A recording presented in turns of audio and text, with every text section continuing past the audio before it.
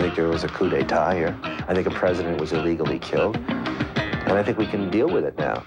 JFK, the movie, explodes on the screen, triggering new controversy and rekindling old memories. Entertainment Tonight has the story for this Wednesday, December 18th, 1991.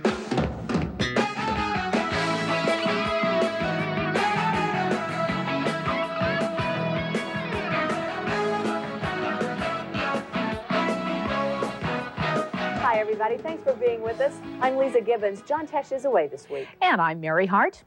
For nearly 30 years, Americans have been trying to forget the horror of November the 22nd, 1963, the day President John F. Kennedy was assassinated in Dallas. Last night in Hollywood, the memories came flooding back at the premiere of the year's most controversial movie, JFK. The requisite quotient of Hollywood glitz and star power was in place last night for the premiere of director Oliver Stone's blistering new film about the John F. Kennedy assassination, titled JFK. Why was Kennedy killed? Who benefited? Who has the power to cover it up? Kevin Costner plays New Orleans District Attorney Jim Garrison on the trail of the mystery about Kennedy's death. This was the official version of the assassination as presented by the 7-member Warren Commission 10 months after Kennedy's death. The commission reports that the fatal shots that entered President Kennedy's head and throat were fired by Lee Harvey Oswald from the Texas School Book Depository, acting solely by himself.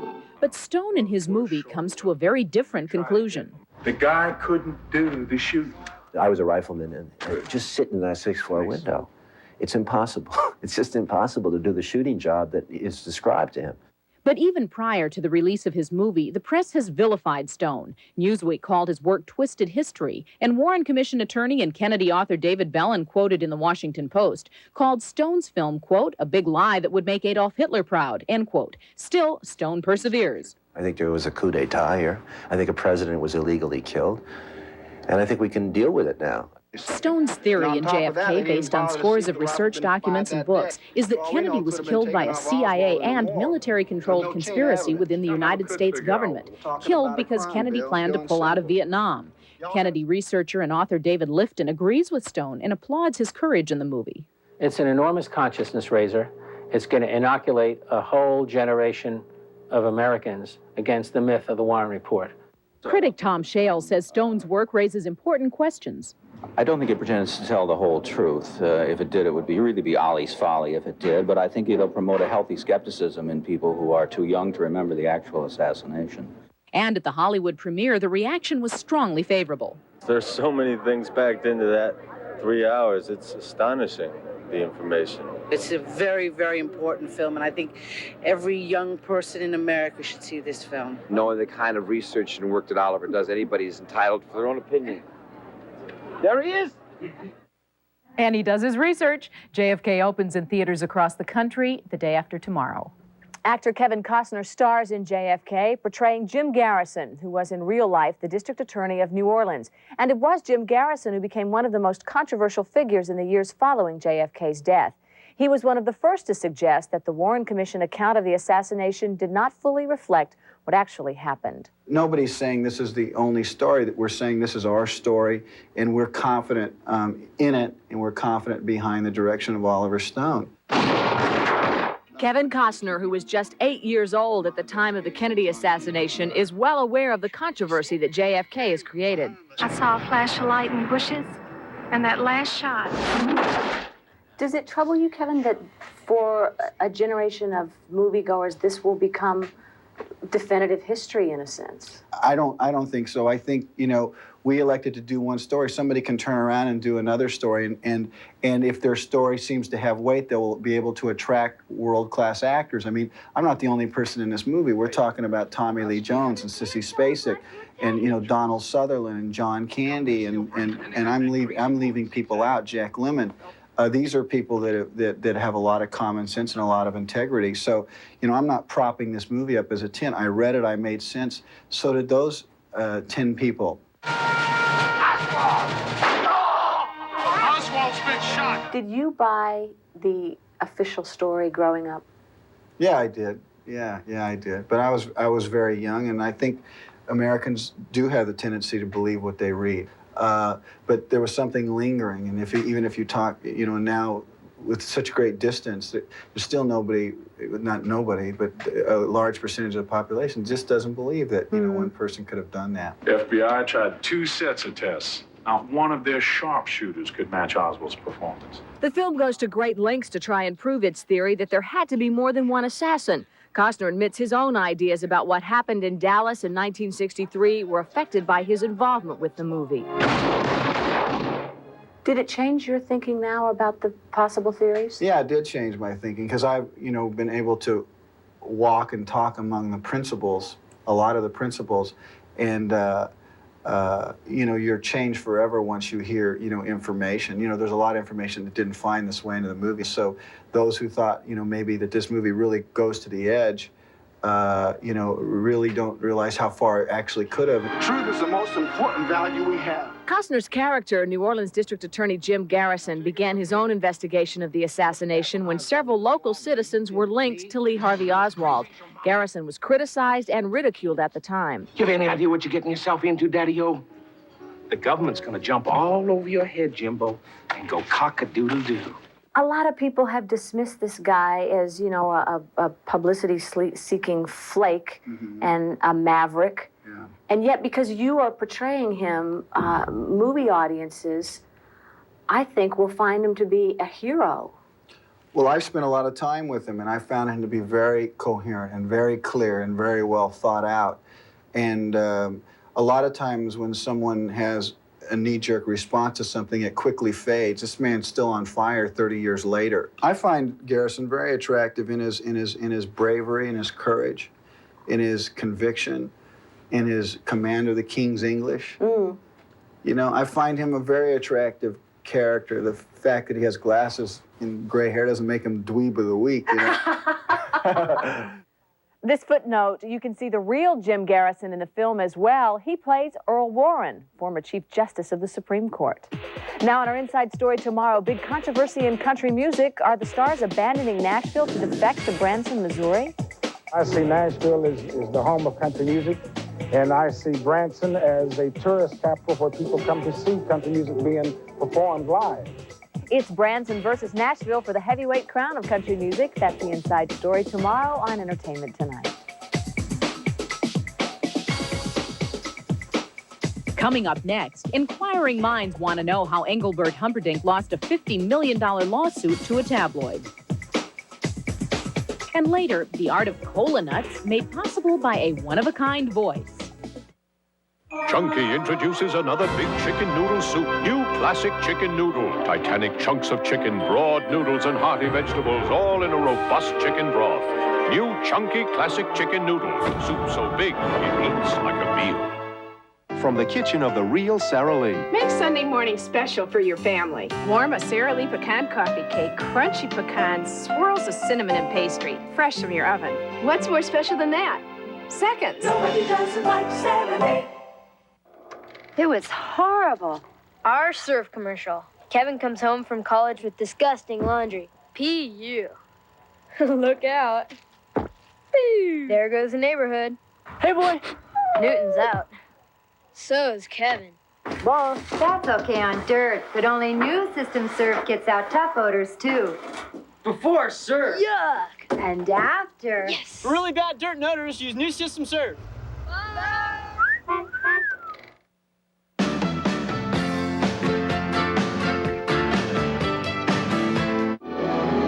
I've learned all I know about love from the women in my life. My daughters, my wife, my mother.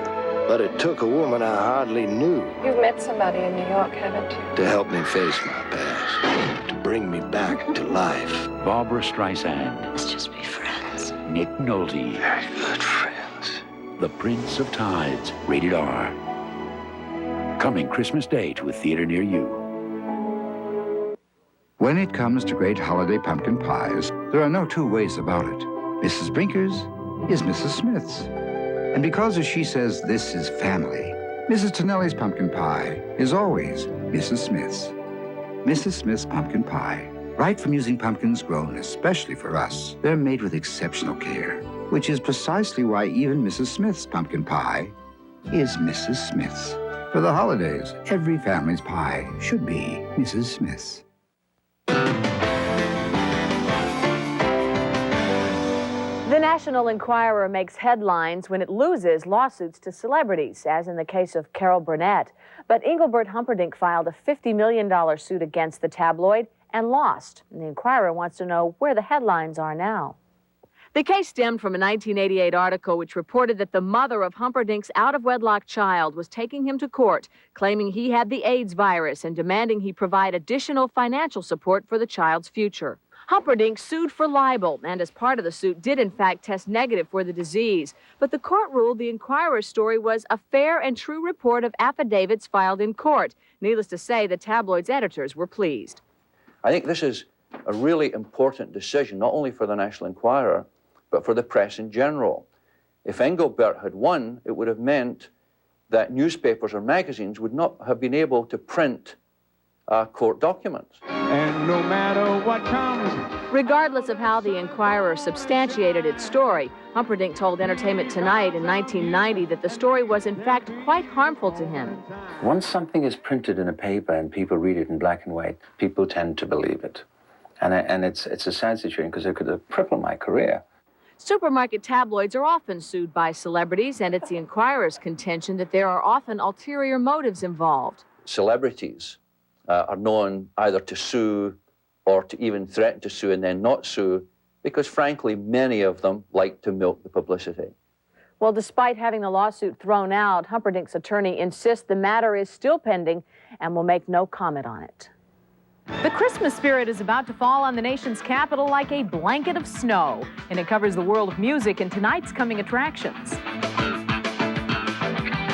Walking in a winter wonderland. Celebrating Christmas in Washington, Johnny Mathis, Vince Gill, Ann Murray, and Anita Baker with a little help from President Bush. TV Guide calls it a classy concert hour. There was 3 days of rehearsal. There's 3 different choirs, full orchestra to rehearse with. It was incredible. You can sing along with Christmas in Washington tonight on NBC.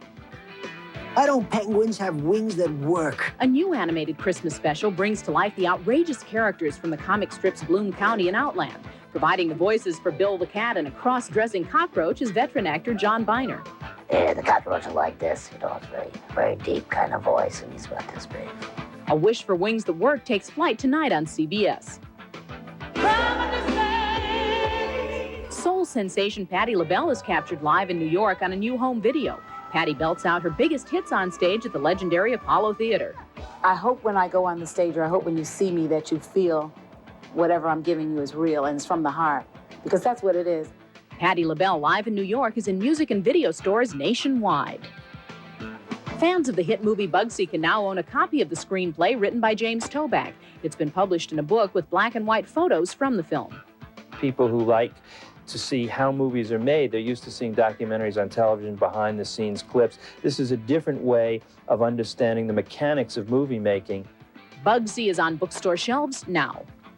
And an unauthorized biography of Paul Simon and Art Garfunkel is being called comprehensive and readable. Co-author Joseph Morella says theirs is the story of an intense love-hate relationship. They have very similar backgrounds, and there are all sorts of sibling rivalries that people like that have. Old Friends is available in bookstores across the country. The biography also includes personal events that shape the music of Simon and Garfunkel, along with alleged drug use, attitudes about money, and other behind-the-scenes glimpses of the duo. Doc Severinsen and the Tonight Show Band have been instrumental in setting the tone for Johnny Carson. Now they're taking note of the Christmas season and performing the task of setting it to music.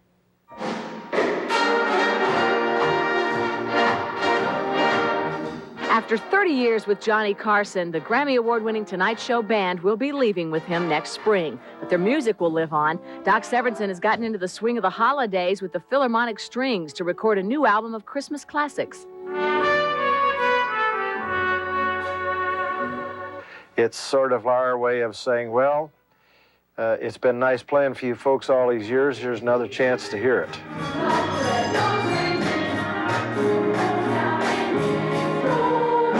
The Los Angeles Children's Chorus joined the orchestra for the recording, but Doc says it's the 18-member band, most of whom have been with him for at least 15 years, that make the music so special. I've tried playing the exact same musical arrangements with other fine groups of musicians, and they do a creditable job, but it just never sounds the same. 1, 2, 2. Some of the album was recorded in a studio, but Doc was careful to keep the feeling of the big band sound. We try to shut out the engineers and the microphones and just sit down and play our music. And so that when people hear it, they don't get a sterile, you know, perfect studio sound. We try to have it be a performance. Doc says the Tonight Show Orchestra has never been a regular TV band, and he gives all the credit to Carson. Johnny created this orchestra in the first place. I mean, he created the possibility for it, and he's given us a wonderful home, and it's the only way that you could possibly keep an orchestra like this together. Along with the new album of Christmas songs, the band has recorded a second album called Once More with Feeling. That album includes 14 big band arrangements with guest appearances by Tony Bennett and Wynton Marsalis. Coming up next, his name is Geoffrey Holder, and you'll recognize him as soon as he opens his mouth. This holiday season, people who have a lot to buy will find a lot to like in the Walmart price. This AT&T remote answering system is just $49.96. Ladies' all cotton terry cloth robes are just $25.96 each. Or choose the Walmart gift certificate. It's always the right gift. The longer your list, the more you'll like it. The Walmart price. 'Tis the reason you'll be jolly. Walmart. Always. McDonald's is mighty proud to announce Mighty Wings. These plump, meaty chicken wings are so delicious. Everyone is eating them up. Mighty meaty. Mighty spicy. Mighty crunchy. So hurry and try new Mighty Wings from McDonald's. These chicken wings are really flying. Get a 5-piece order of Mighty Wings now only $1.99. To celebrate the 20th anniversary of Walt Disney World, Kodak is offering a surprise instant win game you can only play at Eckerd. Just pick up your photos, and you'll find a 20th anniversary game card inside. There's thousands of prizes, including unique vacations to Disney World, where you'll find 20 new reasons to visit during Disney's 20th anniversary. And what's different about these vacations is that they're all one of a kind. You can even design your own fantasy vacation. So come to Eckerd and play Surprise Instant Win. But hurry, prizes are going fast. From Touchstone Pictures to you, Annie Banks. First, the wedding of our children. Take this man. He's like you, Dad. Well. Except he's brilliant. To love and to honor. It'll never last. For richer or poorer. Give me your wallet. Till death do you part. What? What is that face? I was just thinking how I know I'll remember this moment for the rest of my life. Steve Martin, Father of the Bride, rated PG. Starts Friday at a theater near you. During Mayer's holiday sale, you get up to 50% in savings on selected necklaces and rings and bracelets and watches and earrings and more. For a limited time only, thousands of beautiful gifts at beautiful savings of up to 50%. Why, it's enough to light up anyone's holiday. Mayer's, the fine art of giving.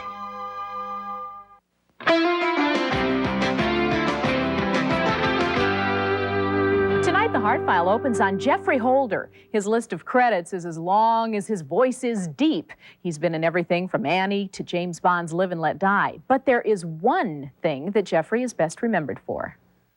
These are Cooler Nuts. Geoffrey made an unforgettable impression with his 7-Up commercials. I said, I must be sitting with a white hat and be very constipated like the British and be very proper. These are Cooler Nuts. They grow here. These, on the other hand, are uncooler nuts. With his distinctive West Indian accent, Geoffrey's voice is his trademark. I'm blessed, I'm telling you. I had it. The voice just happened. I'm really a soprano. When he's not performing, Geoffrey collects art, a lot of art. Valuable enough to be in a museum, that's just where it's wound up. He's launched a 2-year national tour of his private collection. I'm so glad I have that one. Having Geoffrey and his wife Carmen show us around their Chicago exhibit was like watching them catch up with old friends. This is his favorite piece, A Mechanical Man. I was in a taxi and I saw this man, and he looked exactly the way I looked when I was young and lovely. From sculptures to Nigerian puppets, voodoo bottles, and Haitian art. Somehow it all goes together. My favorite sculptor, of course, is Michelangelo, you see. Back at home, he and Carmen share a love of art. She even did this sculpture of her famous husband. They told us the secret of their 36-year marriage. We don't argue. Knock down, drag out. Because she has her opinion and I have mine. Up next, Jeffrey's going to star with Eddie Murphy in his new film, Boomerang. And that's an update from the Heart File.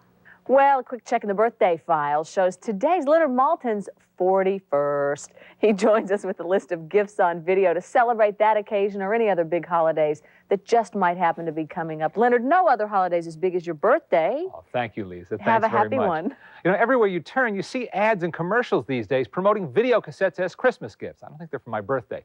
But there's no shortage of hot titles out there, from Fantasia to Home Alone. What I've got is a number of deluxe video gifts worth considering that they run the gamut of entertainment with, from the classics to out of this world. All right, Mr. Zulu.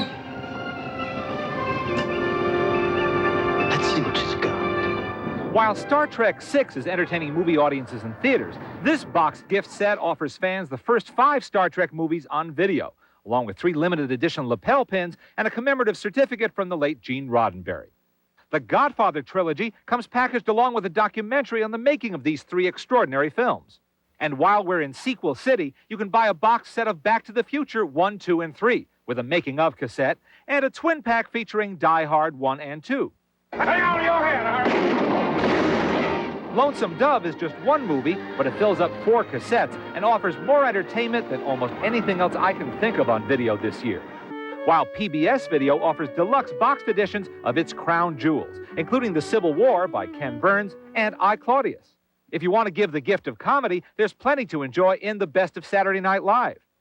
And Broadway musical fans would be certain to like this threesome box together: Damn Yankees, The Pajama Game, and The Music Man. If you want a deluxe edition of a deluxe movie, there's the boxed Laserdisc edition of Gone with the Wind, looking and sounding great. Fiddle-dee-dee. Here's an idea for the vintage TV buff on your gift list: box sets of Car 54, Where Are You? Or The Lone Ranger. Or you can leave your fate to the stars with box sets of great movies starring John Wayne, Gene Kelly, Judy Garland, and Humphrey Bogart. Seems to me you can't go wrong with a gift like that, for one simple reason: that book selection of movie books for you last-minute shoppers. And lucky for you, we don't have time to sing Happy Birthday.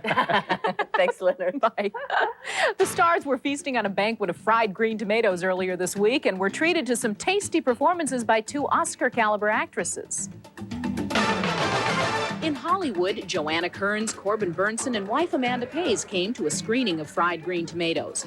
The film stars Oscar winners Jessica Tandy and Kathy Bates as 2 Southern women who become close friends while talking about growing up in the South a half-century ago. It's about relationships, it's about friendships, it's about love, it's about a life.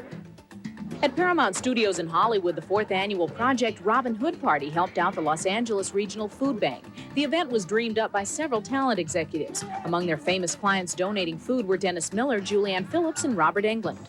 This is a good cause and a good time, and you don't pass those up. In New York, Dave Brubeck led some of the greats in a jazz nativity concert. In costume as the 3 wise men were Jimmy Slide, who tapped up a storm, trumpeter John Faddis, and the great Lionel Hampton, who brought down the house. $18,000. And at Sotheby's in New York, they sold off Jimi Hendrix guitar. The instrument that helped launch Bill Haley's career, a 1948 Gibson, went for $27,000. Madonna's Like a Virgin dress fetched only $11,000. Auctioneer David Redden said business was good. When the prices start moving up, a lot of material suddenly appears.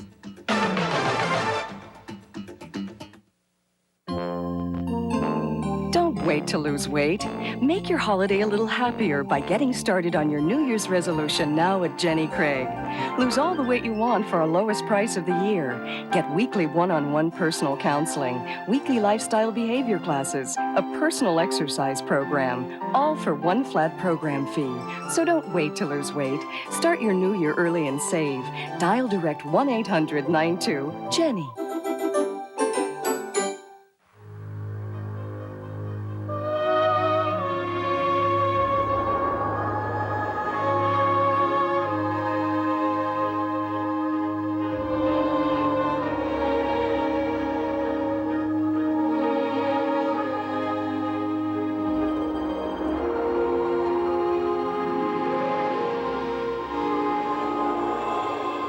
Escape. Calvin Klein. Exclusively at Burdines. You always talk this much before you do it? Did you think you could steal from me? No woman's worth a bullet between the eyes. Were you under the impression that I was a virgin? I believe he was blinded by love.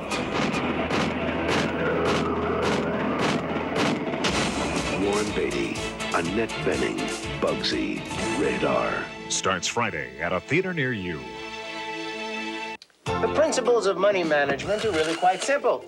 Let's say this is your money, and that's your month. If you run out of money before you run out of month, you got a problem. Thing to do is bring home your groceries in one of these. Because Winn-Dixie has low prices nobody can beat. Nobody. So you'll have more of this at the end of one of those, and I'm all for that. And I'm gonna need it for this phone bill.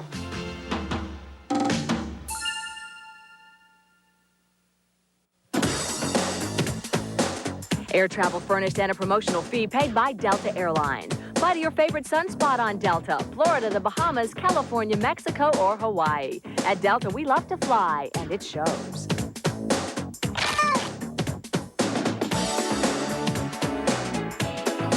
Celebrating birthdays today, as we told you, our own Leonard Maltin turns 41. Director Steven Spielberg is 44 today. Rolling Stone Keith Richards, 48. Actor Roger Smith is 59. Singer Anita O'Day turns 72. And actor Ossie Davis is 74. We sure hope you'll be back here with us tomorrow to find out why country music stars are flocking to a Missouri town called Branson, now turning into Excitement City, USA. Sounds good to me. To help us say goodbye this evening, a Christmas medley from Anita Baker, Johnny Mathis, Anne Murray, and Vince Gill from NBC's 10th anniversary of Christmas in Washington. See you tomorrow. No, it doesn't show signs of stopping. So I brought some corn for pie. Let's turn the lights way down low. Let it snow, let it snow, let it snow, let it snow. Sleigh bells ring, are you listening? In the lane, snow is glistening. Beautiful sight, we're happy tonight, walking in a winter wonderland. Gone away is the bluebird, here to stay is a new bird. He sings a love song as we go along, walking in a winter wonderland.